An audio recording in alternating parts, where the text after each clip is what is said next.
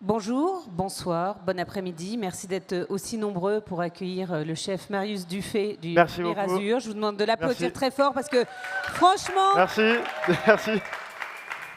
on n'a quand même pas de chance d'être dans le dernier créneau. Du coup, voilà, mais on voit tout le monde qui s'en va. Mais merci d'être resté avec nous. N'hésitez pas Merci à nous beaucoup. poser des questions. Marius, c'est un peu l'enfant terrible de la pâtisserie.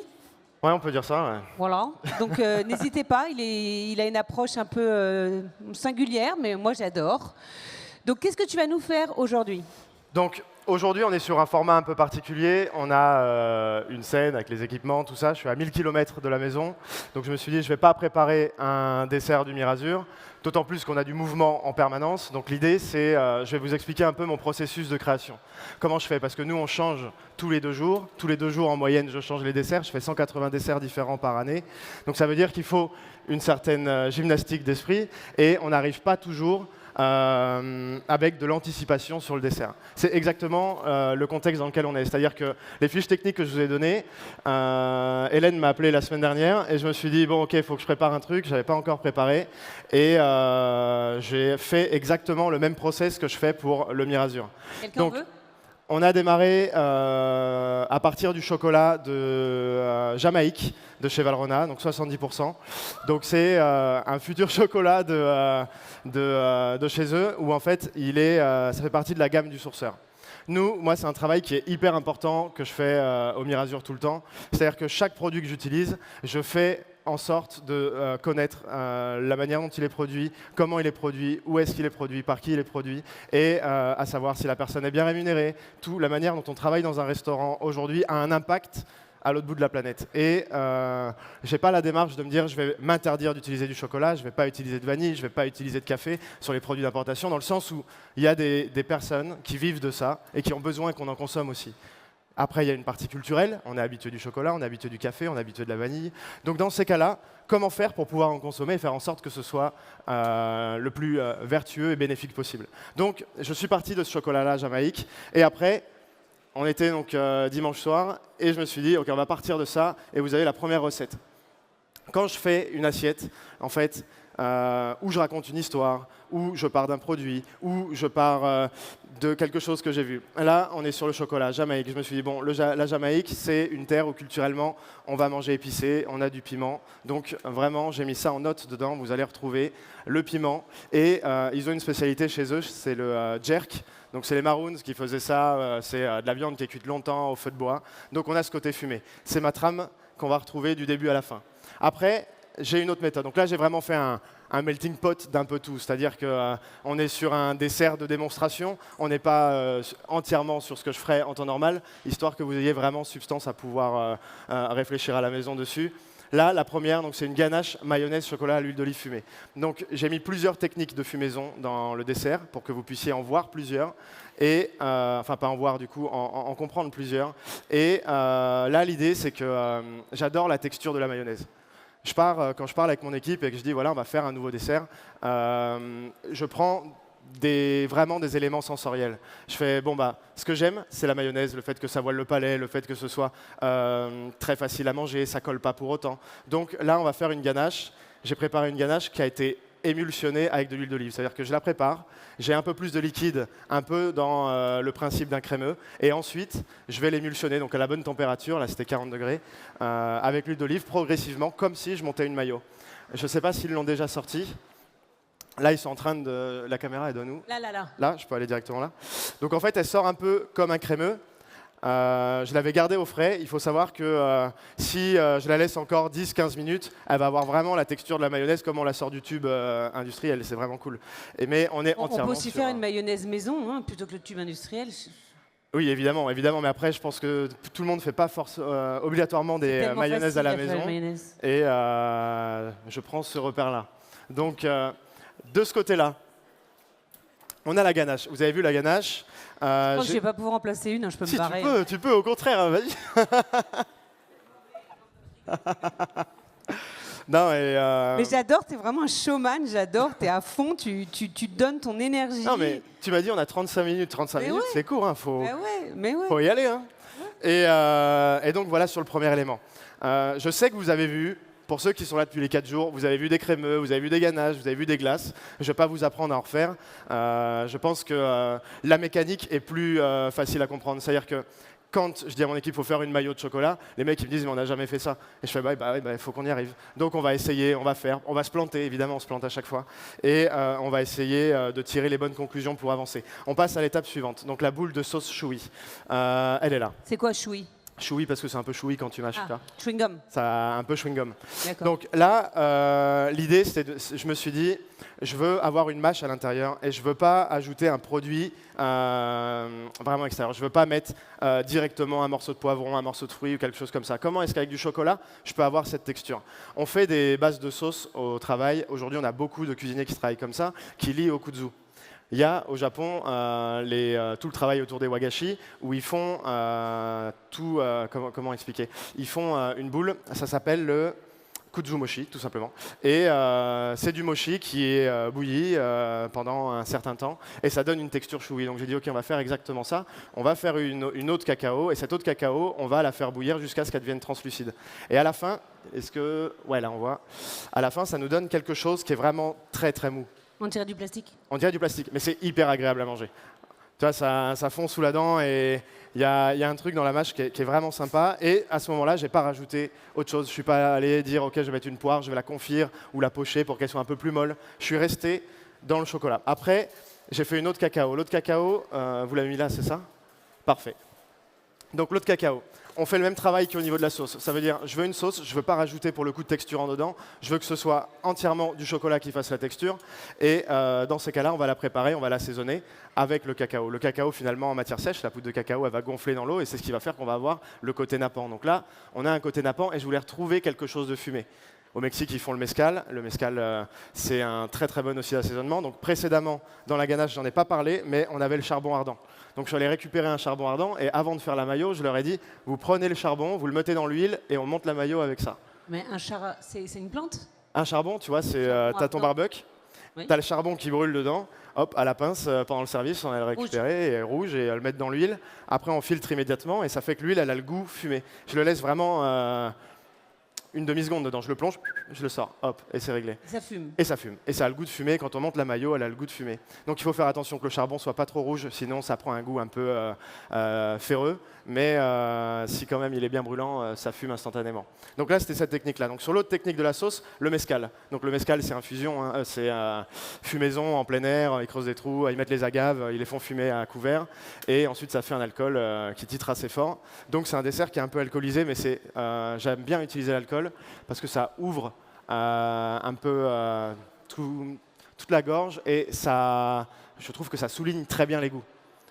Si on met un petit peu d'alcool, pas de manière à le sentir, mais simplement tous les goûts seront renforcés de tout ce qui va habiller autour. Après, donc, si tu cuis ou tu chauffes, ça part. Oui, c'est ça. Donc là, il n'est pas chauffé. Il est rajouté à froid à la fin de la préparation. Après là, je me suis dit, il y a une recette qui est sympa, qui est cool à connaître. Et en plus de ça, dans la culture mexicaine, ils sont très difficiles à vouloir la transmettre, c'est la salsa matcha. J'adore la salsa matcha. Donc c'est une sauce. Là, on va retrouver un côté fumé, mais sur une autre technique. Donc, ils vont récupérer les piments, 3 variétés de piments différents, qui vont déshydrater. Une fois que c'est déshydraté, ils vont les frire dans une huile. Ils vont mettre de côté aussi une sélection de graines, vous avez la liste, et les graines sont torréfiées dans le four à bois, et ensuite ajoutées avec les piments, à frire aussi. On garde... Et ça, tu trouves ça dans le jardin de chez vous ou... Non, non, pas du tout. Pas du tout. On a que les piments, nous, sur ce qu'on a dans le jardin. Après, l'huile et les céréales, on les achète. D'accord. À ce moment-là, une fois qu'ils ont fait tout frire ensemble, ils mixent avec l'huile de friture. Et le fait que ça a été grillé au feu de bois, le fait que ça a été frit à haute température, vous verrez la salsa matcha, elle est là.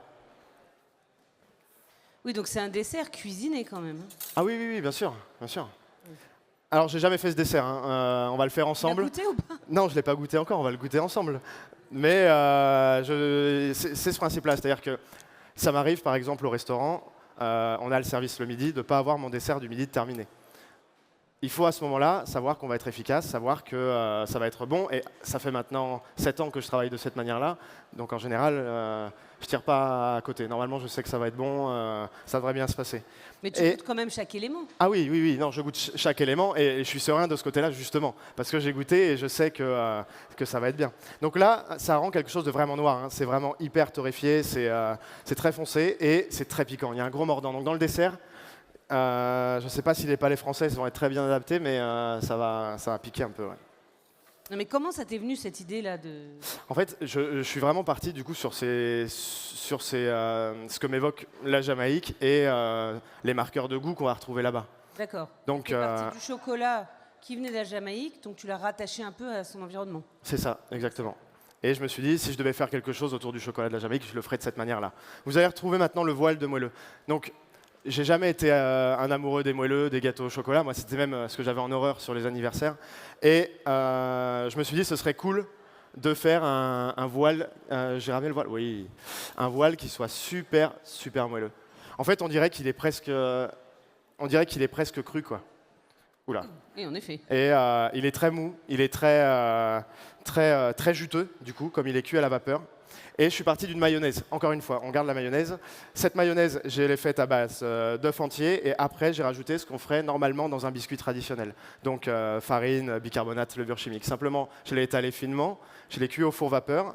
Un peu séché après au four, parce que sinon, c'est vraiment trop liquide. Ça fait comme une omelette un peu. Et on obtient donc un moelleux qui est vraiment très agréable à manger. On part après sur le sorbet. Sorbet en fer. En fer, c'est un clin d'œil. J'ai été chef pendant quelques années pour Pierre Gagnère et on avait fait un dessert qui était un dessert qu'on avait appelé l'enfer parce que c'est ce qui nous évoquait à ce moment-là. J'avais pensé à Inferno de Dante où j'avais fait en fait chaque élément dans le dessert était un des cercles de l'enfer, etc. Alors ouais, à ce moment-là, hein, ça a chuté depuis. Hein. Et ça, c'est un petit clin d'œil. En fait, c'est un travail autour du poivron rouge et finalement, on a la morsure du piment dans la salsa matcha. Ici, c'est une autre morsure. Je fais confire mes poivrons dans de la baie de genièvre, du poivre de Timut et des zestes de citron. Le fait que ça confise et que ça réduise avec, tu vas avoir en fait un côté, comment on dit, un côté où ta langue va s'endormir, comme si tu avais été piqué par une méduse au niveau de la langue. C'est incroyable. Donc l'idée, c'était de faire ça et de le faire en glace. À ce moment-là, on a quelque chose de très frais et en même temps qui va anesthésier la bouche. Donc sur la dégustation, on n'est pas... Alors moi, quelque chose qui m'a vraiment anesthésié le palais, c'est l'anémone chez Paseda. Ah non, celui-là je connais pas. Je sais que tu as mangé chez Aponiente, tu l'as pas eu la méduse de... Ah si. Mais ça m'a pas trop anesthésié, c'était beaucoup plus chez Paseda. Lui c'est Bet Sancho Aponiente. Et du coup, ce qui se passe, c'est qu'au final, on va avoir l'habitude d'équilibrer des desserts avec de l'acidité, dire ok, on va rajouter de l'acidité dedans, on va mettre une pointe de sel. Mais en fait, il y a d'autres sens qu'on peut utiliser, il y a d'autres courbes qu'on peut mettre en place, et notamment donc, le piquant, l'anesthésiant, il y en a plusieurs. Donc à la fin, vous verrez que sur l'équilibre, on devrait être plutôt pas trop mal non plus. Après, un espuma. On a préparé un espuma fumé. Cette fois, la fumaison, c'est l'Apsong Souchong. Donc il y a un côté vraiment très sombre hein, dans l'Apsong. Hein. C'est très fort, c'est une fumaison qui est très puissante. Je le dose. Ce que je préfère, moi, dans ces cas-là, c'est l'infuser pas plus de 4 minutes. Je fais une eau à 70 degrés, maximum 70 degrés, je le plonge. Je préfère mettre un grand volume de l'Apsong et après l'enlever rapidement que laisser une petite quantité trop longtemps. Donc là, je suis parti sur une pâte de fruits. Parce que je trouve que la pâte de fruits, elle est bien lisse, elle est hyper agréable à manger, mais il fallait la faire en mousse, faire une mousse de pâte de fruits. Elle est où? Elle est là. Elle est où? Hop. Une pâte de fruits? Ouais, je vais voir s'il n'y a pas une cuillère, là. Hop. Donc normalement, hop. En plus, elle est lisse, elle est brillante. J'ai pas le bon embout parce que j'ai pas trouvé un autre embout, mais elle est lisse, elle est brillante, elle tient. Non, franchement, ça n'a pas trop mal marché. Hein. Elle est carrée. Donc l'avantage en fait de la pectine jaune, merci beaucoup. L'avantage de la pectine jaune en plus dedans, c'est que c'est une pectine qui est non thermoréversible. Ça veut dire qu'une pectine NH normalement à température ambiante, elle va commencer à redevenir liquide, que la pectine jaune, elle va continuer à... Et juste ton équipe, ils arrivent à te suivre ou pas? Au début, il y a un temps d'acclimatation, d'adaptation. Ouais. Il faut dire OK, parce qu'on change tout le temps, donc ça veut dire que j'ai pas le temps d'expliquer bien les choses. Il faut dire, part, ça me fait vraiment penser, tu dis que tu as bossé chez Gagnère, mais chez Gagnère, c'est comme ça. Hein. Mais c'est ça. Et c'est agréable, c'est stimulant, ça veut dire qu'il n'y a pas de journée qui se ressemble. On change en permanence, il y a du mouvement, on s'oblige à s'améliorer parce qu'on ne reste pas sur ses acquis. Et en même temps, il faut accepter que des fois on est mauvais et c'est normal, c'est le jeu. Quand on change tout le temps, quand mauvais. on fait des erreurs quand même. Il y a des choses où on n'est pas fier. Ça peut pas être mauvais. Ah non, non. Après, on a défilé. Hein, on sait que, voilà, comme tout à l'heure tu me l'as dit, si j'ai goûté, je sais que tout est bon. Peut-être que je ne vais pas faire le dessert de l'année, mais les goûts sont suffisamment forts pour que ça marque l'esprit et que la personne se dise « Ah, peut-être que ce goût-là, c'était le truc le plus ouf que j'ai mangé. » Non, mais il y a quand même un boulot. Ouais, c'est toujours, hein, si on veut s'amuser. Je vais vite parce que après, il faut dresser. Il reste 16 minutes. 16 minutes ? Ok, c'est bien. L'opaline. Alors voilà, on va avoir l'habitude de mettre des opalines sur les desserts. Habituellement, les opalines, ça va être fondant, glucose, trimoline, sucre, enfin tous les dérivés qu'on peut avoir du sucre. On les cuit à une certaine température et ça colle aux dents, c'est très sucré et j'en ai marre de ça. Donc l'idée, c'était de trouver, c'est la première fois qu'on fait aussi ça. L'idée, c'était de trouver une opaline qui ne soit pas sucrée. Et dans la pomme de terre, il y a de la fécule. La fécule, on peut la cuire, on peut la déshydrater. Donc on a fait ça. On a pris des pommes de terre amandines, on les a surcuites, vraiment qu'elles soient moelleuses à cœur. Et une fois qu'on l'a fait, on l'a mixé. On a obtenu une pâte, tout simplement, une purée de pommes de terre qui était bien lisse. Et j'ai rajouté dedans de la poudre de cacao. Je l'ai déshydraté et ça m'a fait comme une tuile. C'est joli. Mon huile était un peu plus chaude parce que normalement, si elle est plus froide, ça peut rester bien droit. Là, elle a courbé. J'ai fait à 170. Normalement, c'est 160. Moi, j'aurais fait à 155, moi. Mais le problème, c'est que tu vas avoir plein d'huile dedans et du coup, ça va pas être super bon. Donc, 160 et voilà, ça a donné ça. Après, au niveau du goût, on a le chocolat. On sent le chocolat, on sent la pomme de terre. Je voulais retrouver encore une partie fumée. Donc cette fois, l'assaisonnement, il est à côté de l'opaline. C'est le pimenton de la Vera. Le pimenton de la Vera, paprika fumé espagnol, on l'utilise pour faire souvent les merguez. Et j'ai donc saupoudré un mélange de... Petit dessert à la merguez. C'est exceptionnel. Oui. Et oui, on peut. Donc sucre, sel et pimenton de la Vera sur le dessus. Comme ça, je m'imagine, au niveau des textures, on a quelque chose de crémeux, on a quelque chose de choui. On a ici une espèce de marmelade croustillante, chewing-gum. Oui, le chewing-gum au chocolat. La petite sauce qui va lier tout ça. On a le sorbet. Ah, j'ai pas montré le sorbet, je l'avais mis où, moi? Là. Non, ah si. Ah, le sorbet de poivron, donc couleur un peu feu. Tu veux goûter? Oui, bien sûr. Vas-y, je veux bien voir ta tête quand tu vas goûter ça. Pourquoi? Parce que c'est assez surprenant. C'est pas sympa.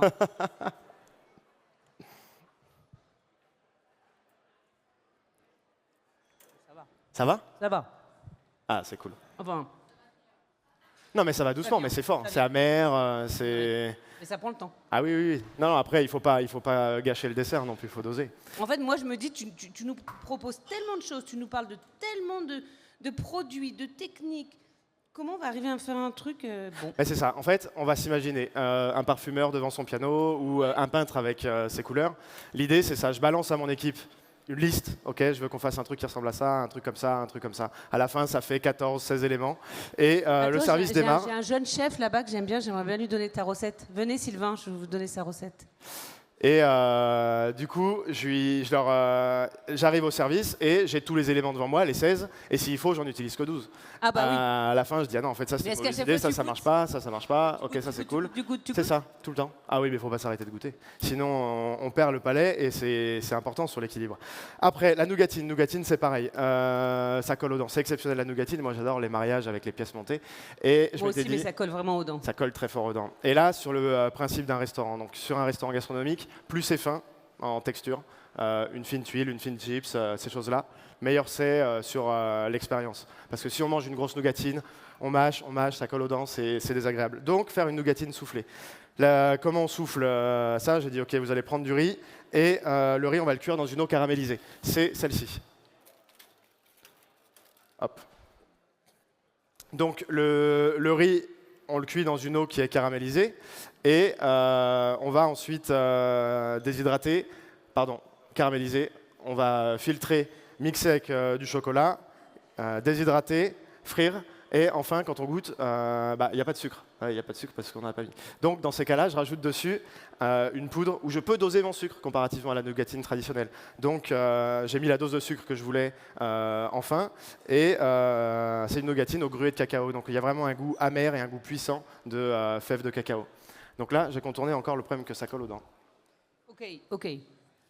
On a fini là, non? Et il reste, ah oui, la poudre. En fait, la poudre que je mets dessus, le cacao, c'est trop amer. Donc là, pour le coup, j'ai pris un gâteau au chocolat, surcuit, déshydraté, mixé en poudre. Ça me permet d'avoir vraiment le goût du gâteau au chocolat en texture et en poudre. Donc de ne pas avoir quelque chose de trop amer. Et en fait, c'est un sucre qui est déjà bien maîtrisé dedans. Et enfin, le voile de flan pâtissier, chocolat croustillant. Donc j'adore les flans pâtissiers. Et l'idée, c'était d'avoir une texture croustillante qui a le goût du flan pâtissier. Donc j'ai fait un flan, tout simplement. Le flan, je l'ai étalé. Je l'ai très finement. Je l'ai cuit au four. Et à la fin, ça me donne ça. Voilà. Donc c'est assez cool, hein, et ça a vraiment le goût du flan pâtissier. Donc c'est un peu... 12. 12, ouais. 12. Et on va assembler tout ça. Donc j'ai prévu... Alors là, ça va être sérieux. Plusieurs assiettes. Non, mais en fait, au final, c'est ça. L'idée que je voulais partager avec vous... Simple. Oui, parce qu'une fois que tu as tous les éléments, c'est beaucoup plus facile. En fait, c'est ça. Ce que je voulais vous transmettre, c'est le processus de création. Donc que ce soit dans tous les contextes, que ce soit, moi j'ai 4 univers au Mirazur, fleurs, fruits, feuilles, racines. Donc j'aurai un point central, j'aurai une histoire que je veux raconter. Une poubelle, non, hop, ici. Et après je construis comme ça. Donc là, ce qui se passe au niveau de la dégustation. Je vais démarrer avec le crémeux. Merci beaucoup. Je vais démarrer avec le crémeux parce que si on regarde, c'est ce qui va se retrouver à la pointe de la cuillère quand on va manger. C'est la texture qui est celle qui va le plus voiler le palais. Donc, la mayonnaise. Ouais, le genre de mayonnaise. Donc l'idée c'est ça. Je le mets au fond, comme ça, ils l'auront au fond du palais quand les clients quand ils vont le manger. Donc je démarre avec ça. S'il faut, ça va pas être bien, hein, mais s'il faut, ça va être super. Tu me diras, tu vas goûter. Donc, bah, je vais te dire que c'est bien. Hein. Donc, je démarre avec les 4 ganaches. Après, sur le même principe, est-ce que vous avez un autre petit bol comme vous avez ramené blanc là? Ouais, super, merci. Donc là, j'ai fait un petit creux au milieu. Le petit creux au milieu, ça me permet de ne pas avoir trop de coulure. J'ai la salsa matcha. La salsa matcha, elle est très liquide. Moi, ce qui m'intéresse, c'est pas tant l'huile, c'est la partie piquante. Je ne vais pas en mettre trop pour ne pas vous faire trop mal. Hop, on va en mettre comme ça. Et je viens l'emprisonner au milieu. Ça veut dire qu'elle ne va pas couler, on l'aura que en surprise quand on sera en plein milieu du dessert. Hop, si je fais pas trop de bêtises aussi. Tu peux couler là. Hop. Est-ce qu'il voit bien la caméra? Oui, c'est bon. Ensuite, j'ai ma sauce cacao, j'ai mes petites textures chouïs. Ça, c'est bien, mais ça va manquer de goût. Donc c'est ça que je vais assaisonner. Là, à ce moment-là, hop, je vais les mettre dans mon petit bol. Donc 1, 2, 3, 4, 5, 6, 7, 8, 9. Hop. T'en mets 2? Je sais pas encore, on verra. Je fais presque tout. Hop, voilà. Et je vais simplement mettre ma sauce dessus et je vais les enrober avec. Hop, ça va donner un petit jus, c'est cool. En plus, ça fait un peu comme si on était cuisinier là quand ils font les ravioles. Hop, voilà. Ça, c'est pas mal. Et je vais le mettre là. Ouais, 2, c'est bien, t'as raison. J'allais en mettre 3, mais en fait, t'as l'œil. Non, c'est abusé 3. 3, ça fait un peu beaucoup au final. Hein. Hop, alors voilà. T'as raison, ça fait petite raviole. Ouais, c'est ça. Et à la mâche, bon, c'est dans à côté. Nappé de crème. Donc au niveau du dressage, finalement, tu as beaucoup réfléchi ou... Bah, en faisant les éléments, déjà, il y a l'esprit qui travaille. C'est-à-dire que je ne suis pas arrivé avec tout. Quand j'ai démarré la crème, après de la crème, je suis parti sur l'autre étape qui m'est venue à l'esprit, et j'ai avancé comme ça un peu automatiquement. Je refais juste un parcours mental, hop, on a ça, c'est bon. Un parcours mental. Ouais, pour pas oublier d'éléments et que ce soit bien. Donc en fait, pas, je suis moi. Eh oui, mais pas moi. Si j'oublie des éléments, ce serait dommage. Attends, je prends les notes. Et je recouvre tout ça sous le voile de biscuit. En fait, ce qui va se passer, c'est qu'à chaque fois que je vais faire un élément, je vais me dire « Ah, ça peut être cool de le caler à tel endroit dans l'assiette. Ah, ça peut être bien de le caler à tel endroit. » Donc là, le voile, il va venir masquer. Ça veut dire qu'à ce moment-là, il protège. Quelque part, il va venir un peu comme isoler entre les différentes couches, et je vais pouvoir créer une structure encore sur le dessus. Hop. Et le dernier.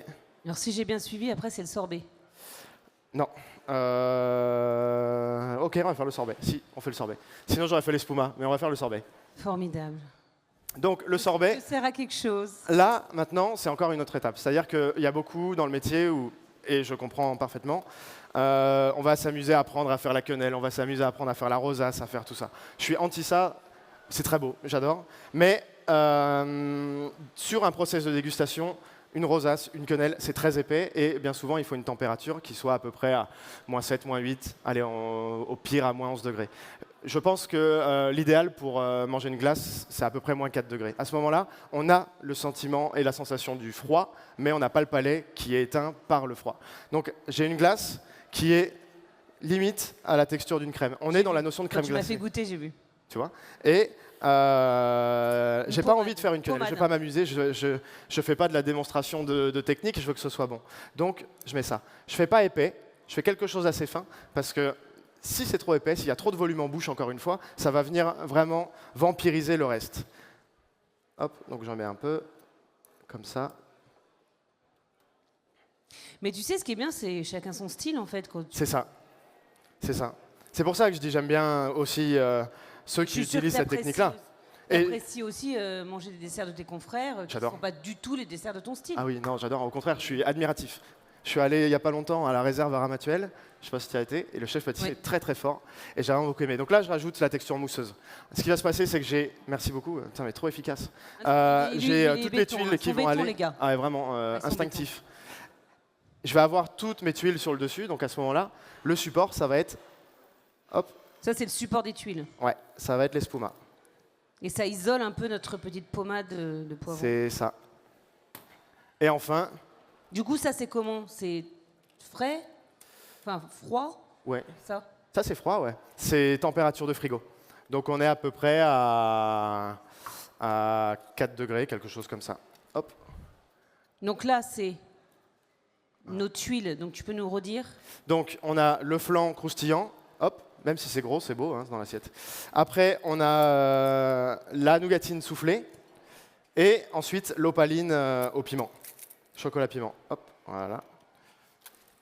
Putain, j'ai pu en faire 4, c'est bien ça. Ouais, bien, bien. C'est joli en plus. Voilà. C'est original. Mais ce que je vais faire, c'est que... y a quelqu'un qui prend en photo les assiettes ou pas? Mais oui, t'inquiète pas. Ah, tout belle. est filmé, tout est pris en photo. Parce que dans ces cas-là, je partagerai la recette aussi sur Instagram, D'accord. pour ceux qui veulent, la recette pour vous. Hop, et voilà. Finalement, il y a plein d'éléments, il y a 12 éléments, ça me paraît plutôt cool. Va falloir goûter. Et, Je crois qu'on peut voilà. l'applaudir super fort. Merci. Merci. C'est beaucoup. magnifique. Merci de votre attention, vraiment. J'ai parlé beaucoup et vous êtes restés très sages, donc c'est cool. Est-ce que quelqu'un a une question? J'ai mis 9 minutes là. Après, c'est donc four pro. Ah, ouais, très très fin. Vraiment, je l'ai étalé sur un papier silicone, une feuille silicone, et je voyais au travers de la préparation la feuille silicone.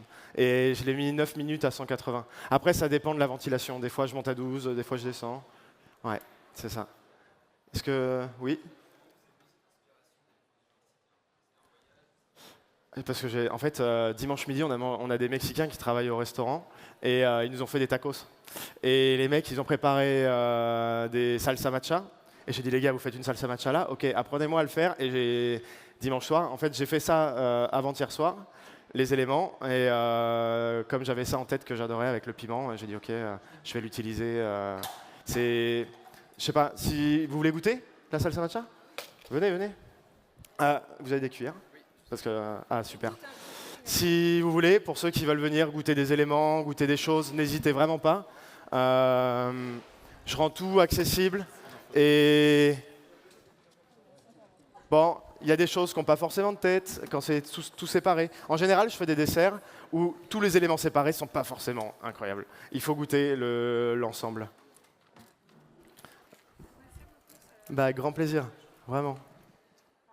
Ah mais restez, sinon j'allais le mettre devant ça. Ouais. Là, c'est fort, hein, la salsa matcha, attention. Hein. Et il y a la glace là, la glace avec la texture un peu bizarre que je disais, pour ceux qui veulent goûter le sorbet au poivron. Ah oui. À quoi? Ouais, je le ramène. Hop, ça pour la photo. Laquelle de poudre? Si, mais j'ai tout mis. Une tuile avec un peu plus de volume. Si. Aurore, est-ce que tu peux poser une tuile dessus, s'il te plaît? Merci. On va la mettre comme ça. Voilà. Fait très central comme dessert, hein, le dressage. Ah, c'est cool, merci. Moi, j'adore. Tu sais que ça, je le mange à la petite cuillère. Hein. L'espuma, oui. Ah. Allez-y, utilisez-le, c'est bon. J'ai trop hâte. Ça va sur la dégustation, c'est pas... ouais, n'hésitez pas à goûter les différents éléments, même pour ceux... Bon, là, j'ai fait le mélange devant vous, donc vous pouvez voir sur la texture choui ici. Je vais mettre la cuillère là. Hop, avec la petite sauce.